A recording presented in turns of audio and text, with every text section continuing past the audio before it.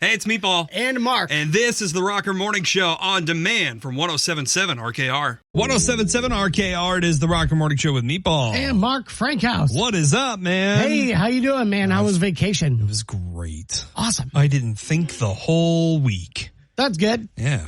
I take that back. I had to do beer math. Beer math. I had to figure out how many I had left to last me through the week, And I was like, what did you guys drink on Friday for first beer? We had it was it a Sherbert Hoover?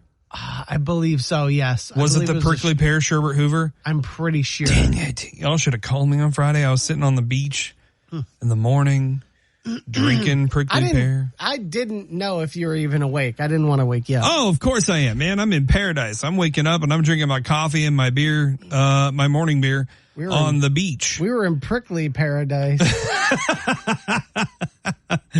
Oh, man. No, the trip was nice. It was great. I didn't think. I just enjoyed the beach, which was awesome. Yeah, it was a good time. Especially when you go to the Panhandle, it's like, oh, how was vacation? And it's like, I literally didn't do anything. Yeah, nothing. It's like, how was peace and serenity for once in your life? Oh, it was awful. It was. Yeah, I was struggling the whole time. It was like, those people pay to have these natural sounds on their radios or whatever to play at nights, so they can go to sleep. I just heard it in person. That is very helpful. And I definitely did fall asleep on the beach. It was great. That's great. It was fantastic. You look less peely than you were last time, because last time you turned into a strawberry. Yeah, I did pretty good. There's a couple spots on my upper arm that I didn't quite get enough on there, so it's starting to peel a little bit, but it's not too bad. But can you tell, just looking at my neck, which side the sun was on mostly? That is hilarious. Yeah, it's a little heavy on my right side. Just a touch. But no, I didn't really get sunburned at all. I got, like I said, just a little bit of peeling on my upper arms. That's about it. So, it was pretty good. There were a lot of jellyfish. And most of them were the little clear ones. You could literally pick them up and hold them in your hand. They were nice. But there were some that were stingy. I think I got a few little jellyfish stings. My dad got one on his leg, so we got out of the water for those. Got zapped. Yeah, it was nice. It was nice. What I miss here? Anything exciting? No, not really. We've just been crushing with the Rocker Rides, and we were out and about at Warner all week, pretty much. Yeah. So getting geared up for another couple of busy weekends here. It's going to be really busy. We're going to be all out there with these trucks. So, and it's been pretty 50-50, I would say. Okay. Between Chevy and Ford. Oh, okay. So it's been very split decision. Fantastic. Except for the other night when everybody was out there giving your truck the thumbs down, unfortunately. Oh, but see, Ford stands for fingers only right down. So if you're putting your fingers down, that means that's correct. That doesn't make any sense. No, it absolutely does. And I should get a gold medal in the Olympics for that kind of mental, athletic, and stretching I did to make that work in my 107.7 RKR. It is the Rocker Morning Show with Meatball. And Mark Frankhouse. Well, Friday, apparently things got a little exciting at Comerica Park. Not only did Javi Baez actually do something for the Tigers. I love my dude. I'm glad he's hitting home runs again. But this was was it halfway through the game this happened? Somewhere in there? I think so. 2 kids ran out onto the field at Comerica Park. Ha! And not because they just were toddlers or whatever and got away from their parents. These are 2 field stormers, essentially. Maybe 13 at the oldest, for the oldest one. Maybe. I'm not entirely sure. I'm blown away by this. It's so awesome. These 2 kids popped out on the field, right field, and then made their way across center field all the way to left. And I mean, they were making progress, man. I thought they were going to get away with it. But they just ran into security, couldn't juke any more times, and security got a hold of them. I love a good field stormer because you have that rare opportunity of possibly seeing a linebacker type tackle, of the person. But these are literal children in this situation. So I don't know if I would have felt the same way of a grown 40 or 50-year-old man just clotheslining a 12-year-old. He would have gone to clothesline him and missed him because his arm's too high. I was going to say, I do love the fact that the kid was zigzagging the just deked him right out of his skates, you know? But the two kids were eventually caught. Again, I think one of them is maybe 12 or 13. The other one's probably like 10, maybe. But they were apprehended. What's making the rounds on this is the fact that these two kids weren't just taken out of the stadium like you would normally think for a field stormer. They were handcuffed and escorted out, man. That's a bit extreme. Have you ever seen a field stormer like get handcuffed like that? Oh, okay, I haven't seen. Well, I've seen one actually. It's kind of funny. The first time I ever saw one, it was one of my first Tigers games. Not my first one, but I had a really memorable game with my folks. Yeah. I was actually my dad and at the time my two brothers, and it was at Tiger Stadium, and it was a really momentous game because one, there was a massive rain delay. Two, my brother caught 2 foul balls in the same game, and they were talking about him on air. Luckily, my mom was recording the game, so I actually have this on YouTube. But during this massive rain delay that lasted almost 2.5 hours, it was getting towards the end, and they still weren't like calling the game back into action. It was barely raining.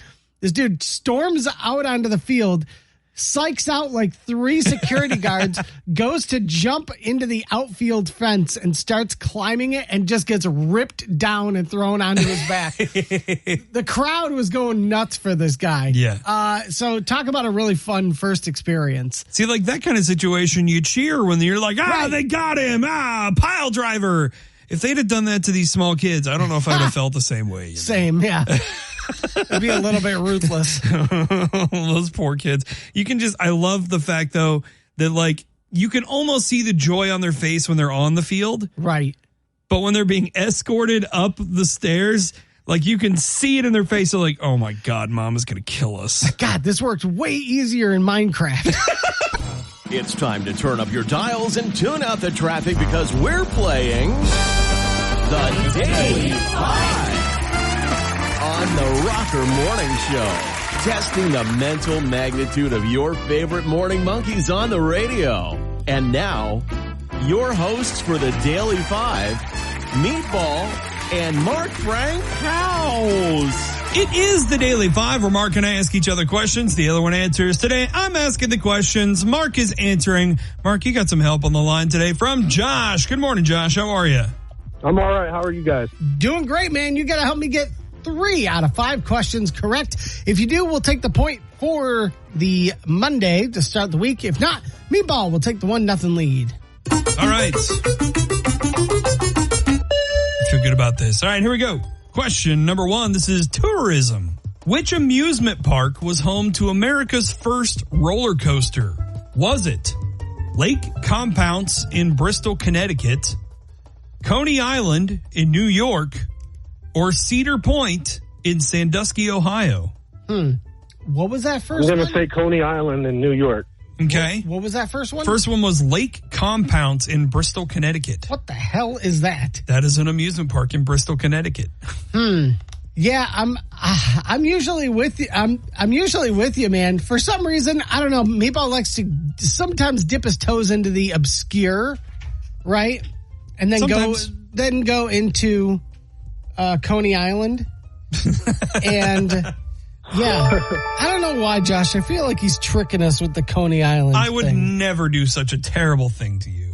I feel like Cedar Point's just too obvious. Yeah, Cedar Point's way too obvious, and I think Coney Island's also too obvious. But I don't know. I'll leave it up to you, Josh. What do you think? You want to stick with I want to Coney? sing song with the Coney Island. Let's go with Coney Island. Final answer. Sticking with Coney Island. Final answer.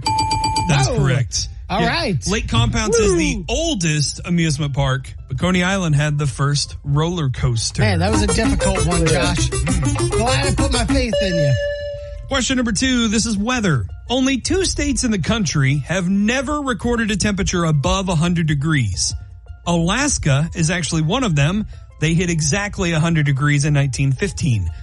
What is the other state? Is it Maine? I know this one. Oh, go for it. Well, hold up. Let's see what he All right, says. no, go ahead. I jumped the gun. Yeah, go ahead and give the choices. Are you sure you don't want to answer without him? I mean, come on. No. Let's just see. I will. All right. Your options are Maine, Hawaii, or Montana. It's Hawaii. Hawaii. Aloha. Final answer. Hawaii, final answer. Wow. That is correct. Their highest temperature ever has been 98 degrees. That's it. You know what's funny, Josh? Before you even said that, I was thinking, I wonder if it's Hawaii. That's really funny. I was just reading an article about this the other day, actually. That's wild. I think Josh and I are on the same corners of the internet. All right, Josh, what's the next question? All right, question number... Yeah, Josh, what question am I about to ask you? No, I'm kidding. I think you're going to get this one. Mark, this one may sting a little, though. The category is vehicles. What is the number one selling pickup in all of North America? And the one you should definitely choose if you win our Rocker Rides contest. Is it the Ford F-150, the Chevy Silverado, or no, seriously, it's the Ford F-150? Good Lord, Meatball. What if you don't want to answer it? Well, you can get it wrong if you want. That would be taking the L. But when we were in here announcing the Rocker Rides, our good buddy Josh from Tapper Ford did say the Ford F-150 is the best-selling truck in all America. So, yeah, Josh, I see we get the point for the day and grit our teeth and say the Ford F-150. I'll let you say that one, bud. Thank you. Ford F-150, final answer. Final answer? Well, how about that? Wow, incredible. Amazing. You know, it's awesome because Meatball's doing so much hype, which I respect him for. But, man, it's just going to be that much more heartbreaking when the winner goes Chevy Silverado. Nah, ain't going to happen. But, Josh, regardless, you helped me get the point. We appreciate you. And you're going to be able to get registered this Friday as well because you won tickets to the Arena Rock Show at Warner Vineyards. Congratulations, man. Hell yeah. Hell yeah. Thank you, guys. Hey, thank you, man. Appreciate you. All right. I can't wait to see you there putting your slip in that Ford F-150 box this Friday. Yeah. Never.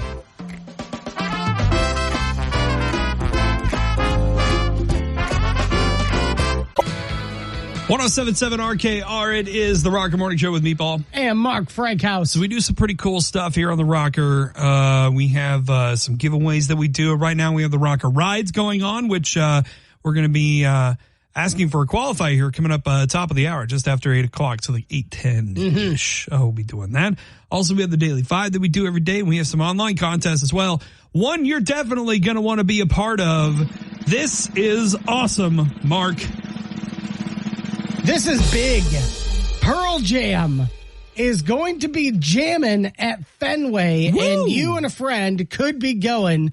This is going to be massive, man. Yeah, I'm looking forward to this. We're going to give you the first opportunity here right after 10 o'clock. Yep. And, man, talk about a wild show because this is something I need to point out, too. I kind of hit on this before. My friends who I stayed with while on vacation in Boston area in Salem, they are going to this show. Mm-hmm. Both tickets, and they weren't like lavish seats or anything. They got them in the cheap seats. Okay. They were both tickets $1,100 each. Whoa! So this is sold out.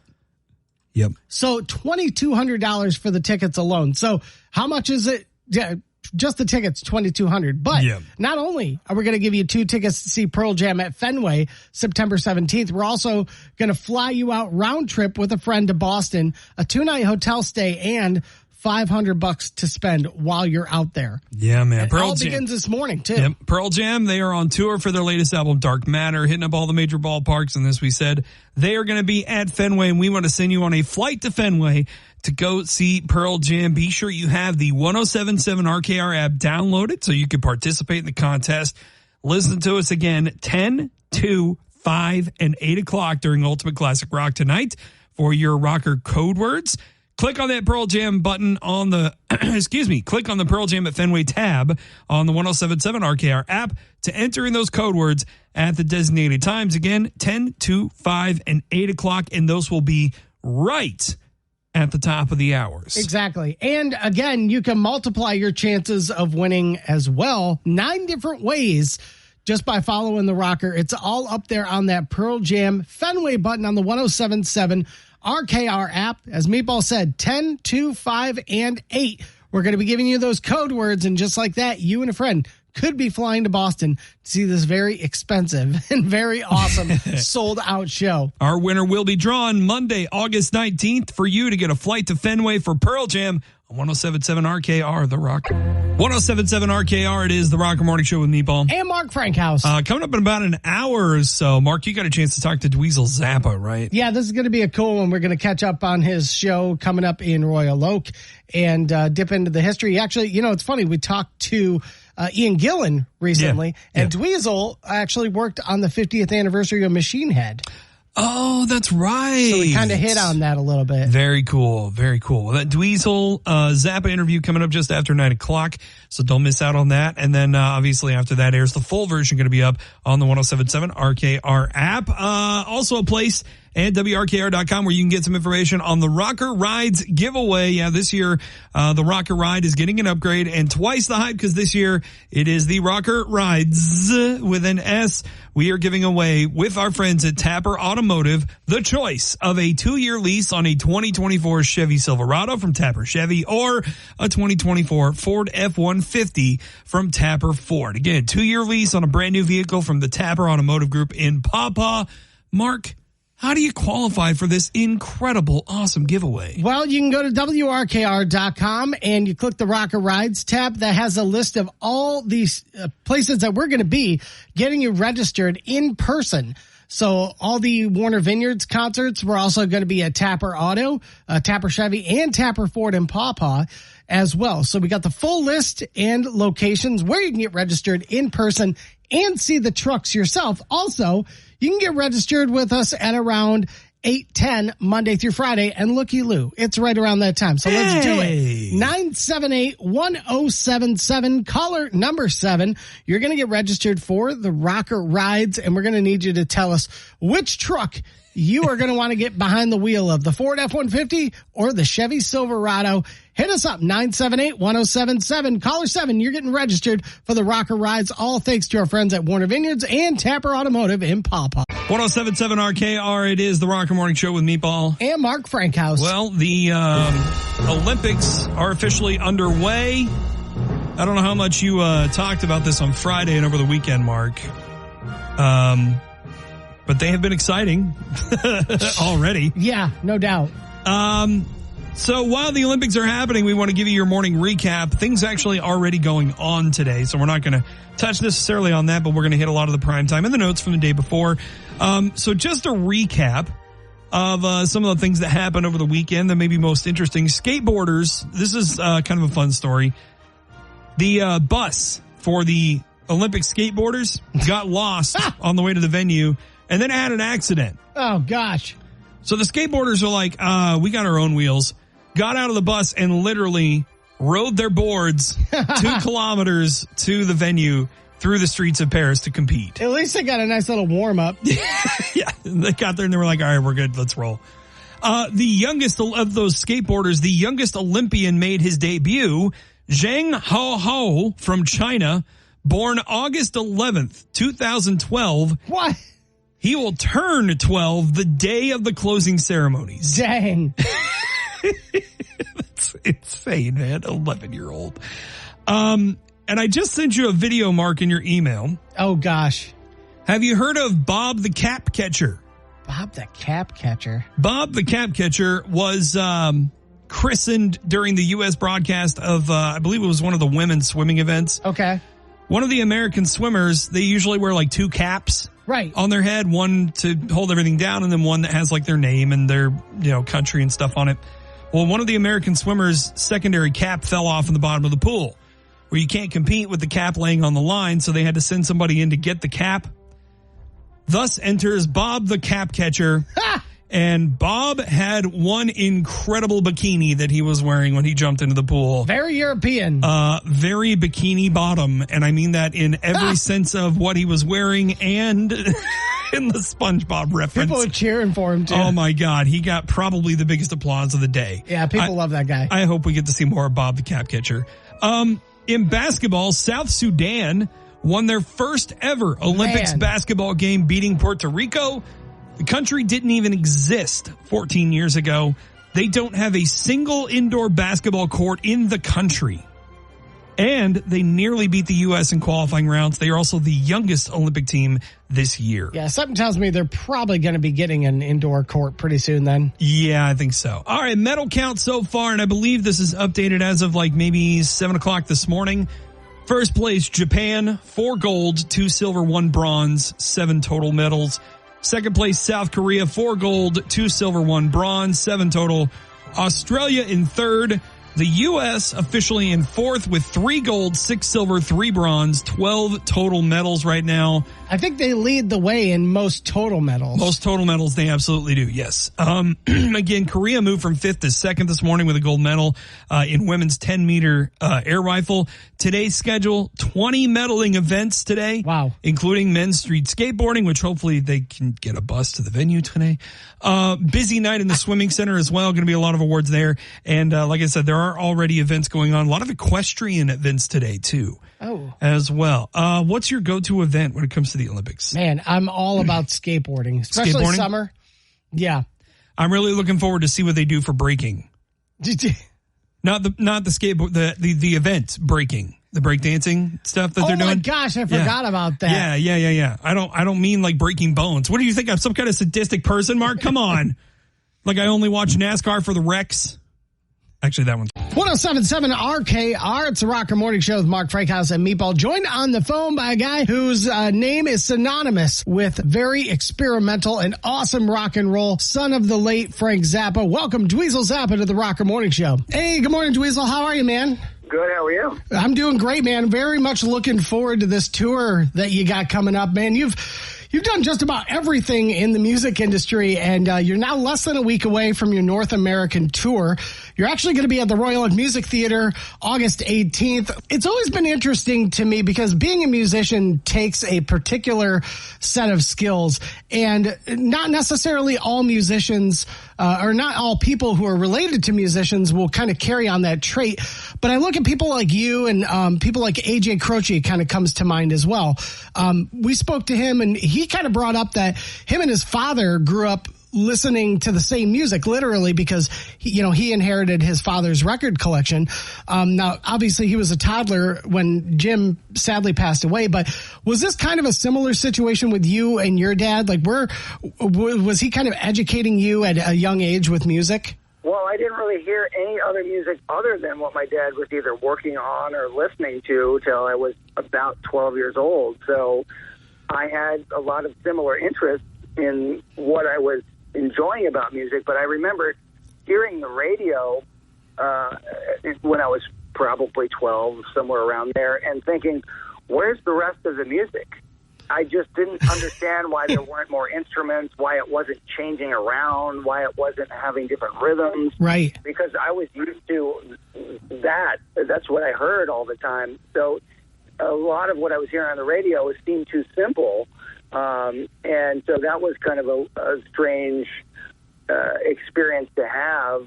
Now, I can certainly appreciate when something's simple and just perfect in that way. Like right. AC/DC has mastered the art of making something sound simple, but still it has 100% power, the way that they deliver it.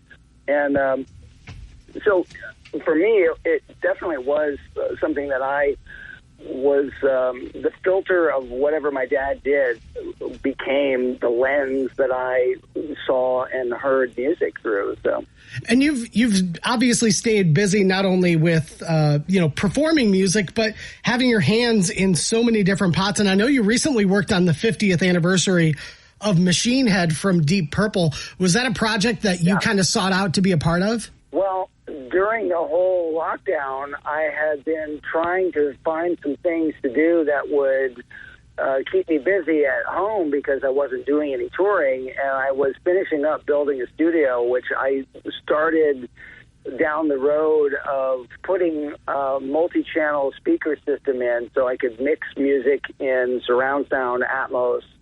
And because of the studio build and the way that it turned out, a lot of people started hearing about what I had put together, and then some different labels had come by and listened to some stuff, And it started conversations about, hey, you should work on this project or do this.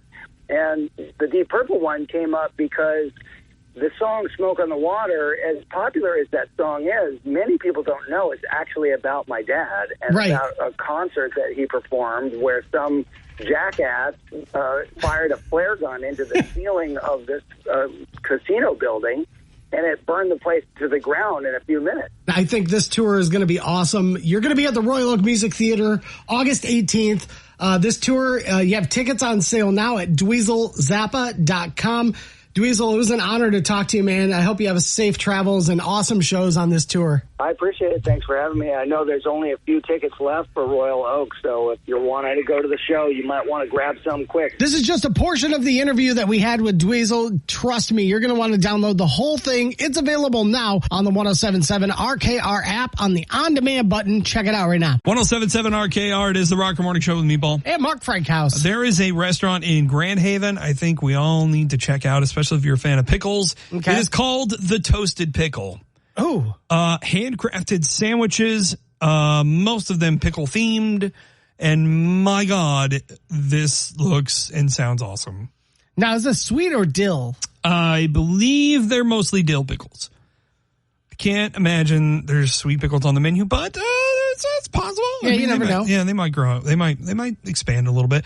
No, this is basically a sandwich shop that specializes in like they have really good, pickle spears and stuff, and there's pickles on just about every sandwich you make, Okay. But I love the slogan for this place. If you ever find yourself in a pickle, eat your way out. That is via Papa Zeke. And Papa Zeke is the quote unquote pickle father, I guess, for this restaurant. There's a history with this restaurant. We'll get to the food in a second. I want to read this little bit because this is the about for the restaurant, okay? In the early days of the Industrial Revolution, a secret society of sandwich artists existed. It was known as the Order of the Toasted Pickle. This was a group of ambitious and daring rebels who pushed their craft, developing distinct twists on classic sandwich recipes. Tragically, with the advent of the microwave, their recipes were lost in a whirlwind of processed pandemonium. But now, after all these years, our dedicated culinary craftsmen have unearthed their eclectic mix of edible oddities and savory classics for everyone to enjoy. That made me want to eat everything on the menu. I'm not going to lie. And everything looks pretty good. For the most part, there's some sandwiches on here that look pretty standard. They have like just a standard grilled cheese, BLT, that also comes with pickles, I guess, on it. They've got an Italian bomber that looks really good, a crusty Cuban, sandwich, which also, those have pickles on them as well. Gosh, yes. The one that got me, is the Get Pickled grilled cheese. Now, it's one thing to have pickles on a grilled cheese sandwich, which I firmly believe in. If you can make it work without it getting soggy, absolutely put pickle slices on your grilled cheese sandwich. This is, though, a gooey grilled cheese with our house pimento cheese, sweet hottie pickles. So there you go. They have a version of sweet pickles and hot pickles there. Dill pickles and bacon make up this toasted pickle original. Comes to the side of house-made toasted pickle ranch chips and a pickle. Man, that sounds delicious. So yeah, they have some pretty incredible stuff. Nashville Hottie. It's a Nashville hot chicken sandwich with pickles on it as well. The one thing on the menu, though, I think everyone gets, because I saw nothing but photos of this on the Yelp page, is their pickle poppers. This is a pickle spear completely surrounded in pimento cheese. Whoa. And then wrapped in an egg roll like dough and then fried. Man, talk about a jar dropper. Oh, my God. They are in Grand Haven and Rockford. So they got a place out there in Rockford for you. You go out east. But, yeah, the Grand Haven one, I believe, is the original site for them. So go check this out. I have it up on the Rocker app and at WRKR.com. And if you are going up there, I would recommend having your order ready to go because they're going to be busy because this place is a big deal. Yeah, everybody who comes out has an appetite for destruction.